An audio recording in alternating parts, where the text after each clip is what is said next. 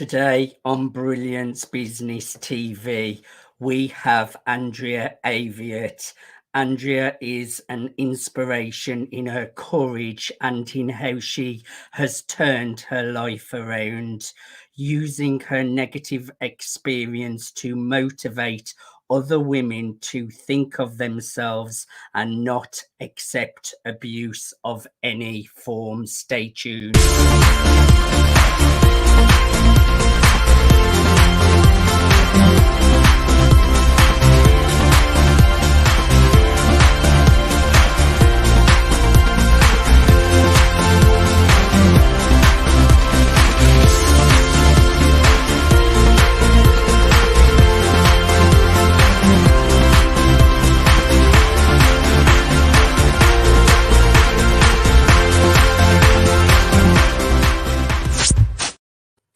Welcome to Brilliance Business TV, conversations with leading experts in business. I'm Mark Stephen Pooler, your host for the day, and we have an incredible guest today, Andrea Aviet. She has the most inspiring story showing us that we can all be survivors, so stay tuned. I just want to make an official shout out to our show sponsors, Dreamweaver Artist Ranch. We are streaming live on MSPNewsGlobal.com.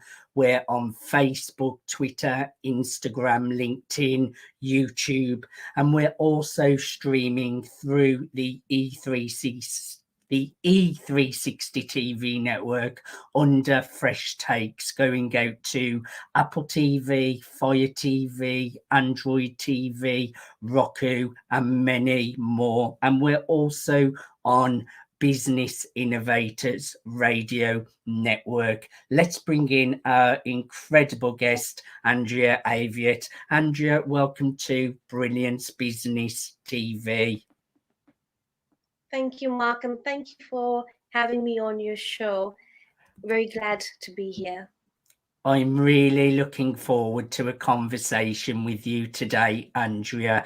You have a really inspirational story that really can inspire people to really make progress in moving forwards, even if they are going through some kind of abuse. So I would love for you to share some of your story, your past, and share a little bit about your abusive marriage and how you found your purpose, Andrea. Okay, so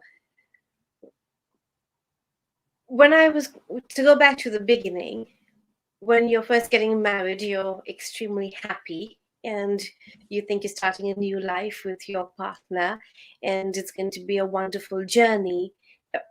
Everyone dreams of that. However, my reality took a very devastating turn from the very next day after I said I do. And it was full of a lot of mental abuse. So there were parts like where I was criticized. Nothing I could do was right. Everything I did was wrong. No matter how much I kept trying to change my ways, it still didn't matter because it was not actually me. It was the situation, Yes. But I couldn't see it at that time. So I was doing everything to please my husband, please the family, and it didn't work out. So it was a very horrific journey. There was a lot of mental and emotional abuse, which is even worse than physical abuse, because with physical, you see the scars, whereas with this, you never really know what's happening. It's all a mind game. Everything is psychological. And sometimes when you reach that state, you even start to question whether you're wrong or you're losing your mind. So it's a very fine line. It's a very difficult situation to be in. And parts of my journey was going through starvation during pregnancy, nearly losing my first child because of a lot of things which was going on wrong. Me nearly losing my life several times, especially during pregnancy also, because my then husband did not want to call for an ambulance, thought I was faking it. And I remember being cold, remember being hungry. You don't think you're going to be that in UK, but yes, I was. Been through a lot of starvation, didn't have warm clothes, didn't have shoes. The slipper which I had was stuck by glue together to hold together. So it was quite a traumatic state to be in. And it was coming from a rich family right down into what I call 21st century slavery in Britain, because that's how I felt completely. It was like literally as if you were in some kind of nightmare which didn't seem real. And the way I got out of it was because of my children, who were my inspiration. And I remember crying and praying to God and asking God for strength. And I had that moment during this trauma where God gave me like like inspiration. And I was thinking, do I want my children to lead the life which I'm leading now, not have anything, go through all this misery? Or do I want them to lead a life like how I was brought up and have options, have a good life? I didn't want them to see that this is how life is supposed to be. I didn't want them thinking this is how a marriage should be and this is what their future is going to be. I wanted a better life for them. And that's where I found my strength for my little ones. Andrea, that is such a powerful story, and thank you for sharing some of your vulnerabilities there. A few things you touched on. I know a lot about narcissistic relationships, abusive relationships, and like you mentioned, sometimes mental abuse is a lot worse than physical. I'm not saying it is worse than physical, because that is awful too, but mental abuse is really, really damaging. And like you mentioned, you do question your own reality, you question yourself, and you feel that you are the problem. Because another big word I picked up on there was games. It's all a mind game, which is very, very common with abusive relationships. You question your own reality because of all the gaslighting. It's all mental mind games. I really, really admire you for sharing your story.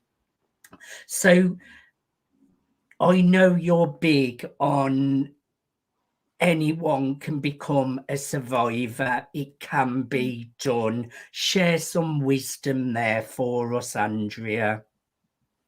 Okay. When I think back to my own situation, I speak because I know what I've been through. Yes. And that's why I feel I can relate to others in this situation, because it's not as if I've got a degree and I'm speaking about it. It's real life experience, what I've overcome. And I feel that no matter how bad your situation is or how awful you think it is, you can still go through it. All you need is to believe, Yes. to start loving yourself how you would before you were in this situation. Think back to who you were, think back to what you want to be in life, and think back to the dreams which you had.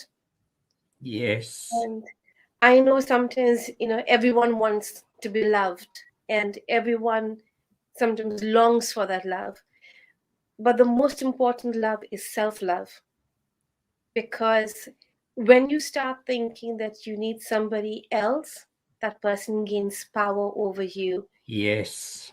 And the other thing also, which I realized, is that the more you keep silent, the more you become a victim. But when you come right out and you say, this is what's happening, and that's a very hard thing to do. I know from experience, because you feel ashamed, you feel scared, family turned against you. My family turned against me. Um, so it's a very difficult thing to do. And there's a lot of shame and stigma which goes around it. But once you do it, then you will see that there's so much strength in doing it, because your oppressor gets a shock to their system, because all this time they've had the power over you. They're doing these things to you. But once you turn around and you tell the whole world that this is what's happening, it's as if you're taking the power back. Yes. And there's so many people, Mark, who I've been speaking to, and I'm surprised because either they know someone who's abused, or their mother's been abused, or their father's been abused, or they've experienced it. And there's so much of it out there. And when you speak about it, it frees you. You know, it gives you strength from coming together, and there's a bond which gets formed. I love your way you explain there, because it's so true that when you're going through any kind of mental abuse, any kind of abuse, you do lose your self-worth, you lose yourself. And that's exactly where abusers want you. They want you to depend on them. They want you to rely on them. And you kind of put all your own life, your own goals, your own dreams on hold because of the trauma bonding or the addiction to that person that you feel that you're in love with. So you lose all your self-worth. So what you are saying, Andrea, is so right, that it's important that you really remember your own self-worth and really remember your goals and dreams. And another thing you mentioned, which is really important, when you're being abused, you may cut friends and family off. And again, that's exactly where the abuser wants you. They want you all to themselves so that they are free to keep on abusing you. So you do suffer in silence because you may have distanced yourself from friends, family members. So it's so important that we educate ourselves on narcissism, psychopath, because they all do play the same kind of tricks on you. It's like they all do the same manipulation tactics. It's so important you educate yourself and love yourself and know your self-worth. Don't ever lose that, and never suffer in silence. Speak out to a friend, a family member, a mentor, a teacher, someone that you can trust. Try not to cut yourself off from people. Andrea, how has life changed for you now? It's fantastic compared to where it was. And I remember when I was pregnant, I remember this, still makes me tear up until today, to be honest. I remember with the first child which I was carrying, and I was absolutely cold and hungry, walking on the high street and looking at the shops and thinking, that was another lifetime. When will my life change again, where I can look decent and not downtrodden and like a pauper? And when would I be able to, at least have a decent pair of shoes and coat? And down the years, as things have progressed, I would not have thought at that moment that I would be here today. It's been a fantastic journey. I wouldn't change anything I've been through, as crazy as that sounds, because it's made me the person who I am today. Yes, I agree. And there was a time when I had no money to buy my kids anything. And today I can buy them, a lot of things. I've been able to speak to so many women and help them. And it's a blessing. Everything has turned around. The kids are happy. I'm happy. And these are things which are priceless.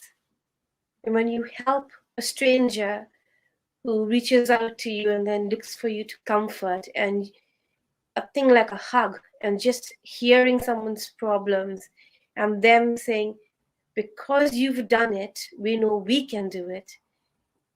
It makes so much of a difference. I cannot even put it into words. And I feel blessed. You truly are a survivor, Andrea, and the fact that you're speaking up and using your voice to serve others is so, so inspirational. We're just going to go to a commercial break, Andrea, so please stay where you are. Thank you, everyone, for joining us for part one of Brilliance Business TV. We're in conversation with Andrea Aviet. She has shared her personal journey of an abusive marriage. She has shared some of the signs to look out for and what abuse feels like. And we're going to go into a lot more detail after the commercial break. Please stay tuned.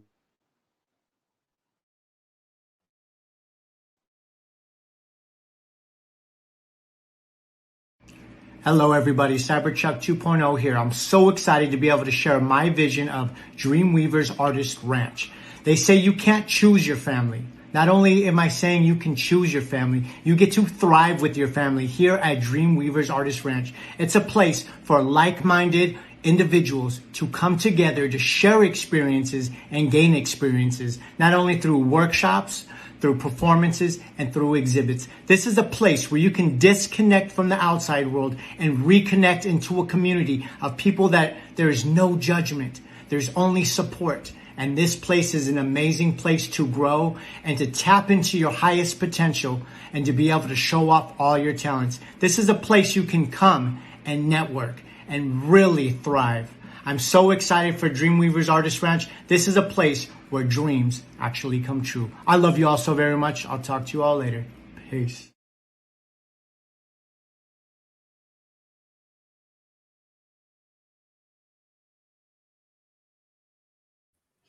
Welcome back to Brilliance Business TV, conversations with leading experts in business. We're in conversation with Andrea Aviet. She has shared her personal journey. She has shared how she has become a survivor. Andrea, welcome back. Thank you, Mark. So, Andrea, what was the turning point for you? How long did it take you to heal? Because from my own personal experience, I know it took me around 12 months or even longer to heal. And what 3 top tips would you have for anyone struggling with abuse to help them move into a more positive future? So for me, I think the time when I actually turned was, my husband was 20 stone and of muscle. He was a very big, big gentleman and loved the gym. So he used to go there every day. And I was 8 stone. So there was a massive, difference. And I remember my little one at that time, I used to hold on to my mobile phone for dear life. So those who are in this situation will know, sometimes you cling on to something because you never know when you might need to speed dial someone. So, Yes. I used to hold on to it, and we got into an argument. So when we had an argument, he went to grab my phone, and my little one got in the way. And all I saw was the big hand come and just push my little one. And that really upset me. Yes. You know, there was a lot of crying, and he realized what he did, and he stormed out. When he stormed out, I called the police straight away because I was literally shaking, because I thought anything could have happened at that moment. Yes. And he had weights at home, so I was trying to barricade the door with weights, and I was like scared that he would come, because once before he came and he had rammed the door open, and the door broke because I had put a chain on, and he did not like the door ever being chained. Now, the reason I had the door chained is because I didn't want my little one ever opening the door and going straight out on the road. Yes. And I used to like remove the chain before he would come home, and silly things like that, which weren't actually rational to us, but it was rational to him. I mean, for him it was normal. The door should not be locked at all. But where other people look at it is, it's a safety issue. So yes, you're protecting your child, you're locking the door. But I was worried that he would just come and smash the door open. So I was trying to barricade it in my head and try and create a safer environment. But that was my turning point, one of them. Before that, there was another time where I used to work 2 jobs, 7 days a week, much later on, after I had my second child. And I came home one day, and my little she told me, I'm hungry. It was past midnight, because I was doing 2 jobs 7 days a week at that point, trying to pay all the bills and everything. And she said, I'm hungry. Daddy hasn't given me food. And I was surprised, because when I would come home at that moment, I would cook early parts of the morning and make sure everything was ready, all in the fridge. So all he had to do was microwave and give it to her. And I saw a burnt toast, piece of toast, which looked black like coal. And she said, Daddy told me if I don't eat that, I need to go to bed. So she was waiting for me. And when I came to kiss her goodnight, she held on to my outfit, my dress which I was wearing. And she said, Mommy, I'm hungry. So these 2 things stood out to me. And Yes. when things are happening to you, it's very different. When things start happening to your children, you feel it more. Yes. So this was my turning point.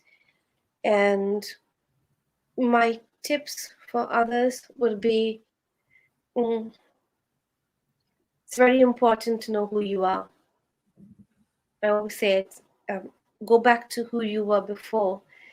Yes. Speak out, even if it's to your GP, because Yes. I didn't have family to help me. My family turned against me. Yes. And that's very common. So reach out even to a stranger who may be an authority, like a GP, because they can't discuss, but they can point you in the right direction. And everything you say is proof, all, like recorded legally. So, and the other one which I would say is, you need to remember that what you are going through in this moment, nothing lasts forever. Yes. And that's what I told myself, nothing lasts forever. And when I looked at my 2 little ones, I wanted better for them. So if you have a sibling, not necessarily you have to have children, but if you have a sibling, reach out to them, try to do better for them, or try to find a cause. For me, my healing took place because I kept a journal. I was writing, and that was actually healing me, because I was writing down all my pain, all my sorrow, everything which was happening. I was writing it down. Great tips. Mm-hmm. And my mother, who was alive at that moment, told me, "Don't you dare publish this," because I told I was writing. And she said, "I do not want people laughing at us or laughing at the family." And she was Catholic. So she was like, "Catholics, our marriages don't break." So then you have the religion thing coming into it. And she was like, "Don't do it." But writing does help. I did publish my book after my mom passed. So We're kept... going to talk about that in a minute, Andrea. Actually, you have shared some great value that will really, really support people really to move forwards. And it's really important we educate ourselves on these kind of topics, and there is stigma attached to these kind of topics as well. I want to touch on something. Actually, you're making your story into a movie. Tell us a little bit about that, Andrea. Yes, it's been a dream of mine for years, and that has been very important to me. So I'm going to be playing my own part. That's very brave. Yes. And the reason for that is because I feel, yes, an actress would do a fantastic job because that's their profession. But for me, it's all about reaching out to survivors. And I want, when a survivor sees, for them to know that although it's going to be traumatic for me to put myself back into that situation, but at the same time, you will know that it is me. That is my story. I went through it. I'm not an actress. Beautiful. But there is strength and there is power in showing people that this is what happened and this is what I am today now. So we can all overcome. And the purpose of making it into a movie is to free others. That's the whole purpose. Free others. Brilliant. So, Andrea, you will have to come back on the show as well when the movie is launching. I'd love to do another interview you when the movie launches. Congratulations on the success of putting a movie together and making progress there. Tell us about White Sorrow, because I know you have a book as well, Andrea. Yes. So White Sorrow is a narration, and all my feelings. It's got pictures of the original house and how it was left. It's everything got to do with the marriage and, coming out of it. So the title itself, White Sorrow, has a double meaning to it. White sorrow meaning at the beginning is where you're happy, you're a new bride, you found love, it's a new life and a new beginning.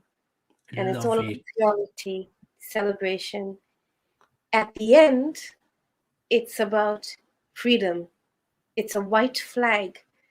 And it's freedom for those who've, been through this. And you're walking into a new life and a new beginning. And it's like a tunnel, and you've gone from one side to another side. This book could help so many people out there. I encourage you to go out and get a copy of White Sorrow. It's available on Amazon. That's White Sorrow on Amazon. And I know Andrea also does speaking for events, and I know you do a lot of work for supporting women and charity. I would encourage everyone to contact Andrea for speaking or business inquiries. Go and connect with Andrea Aviet on LinkedIn. That's Andrea Aviet on LinkedIn. Andrea, I have thoroughly enjoyed having a conversation with you today. Keep sharing your story. You are an inspiration. You are going to keep supporting so many women. Good luck with the launch of your movie. You will come back on. Once again, go and get a copy of White Sorrow on Amazon. Andrea, I'm going to let you close the show with a word of wisdom for anyone that may be struggling with abuse at the moment. So go ahead. The floor is all yours. Thank you so much, Mark.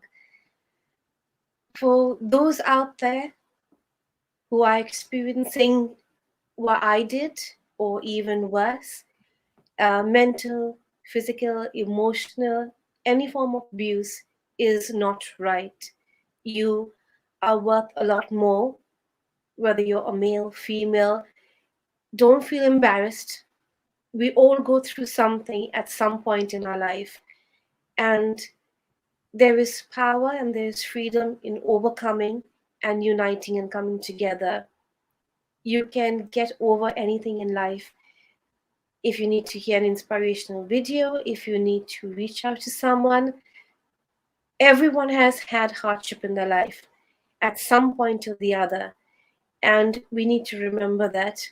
At one point, I had fantastic shoes. The next point, I had nothing.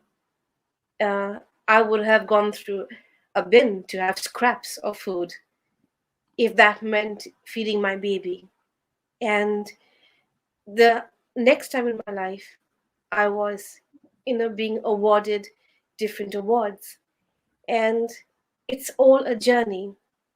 So we all go through things in life, and we have our ups, we have our downs, we have our moments of crying. Sometimes those tears are for sorrow, and sometimes those tears are for joy.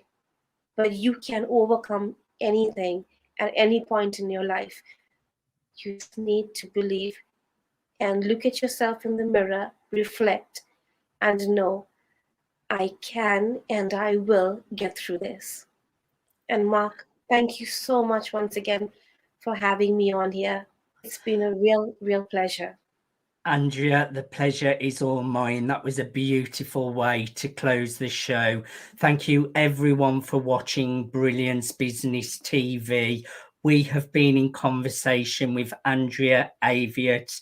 Go to Amazon to get your copy of White Sorrow. She has shared her personal journey of abuse through her marriage. She has shared how she has become a survivor and how we all can be survivors. Until next time, bye for now.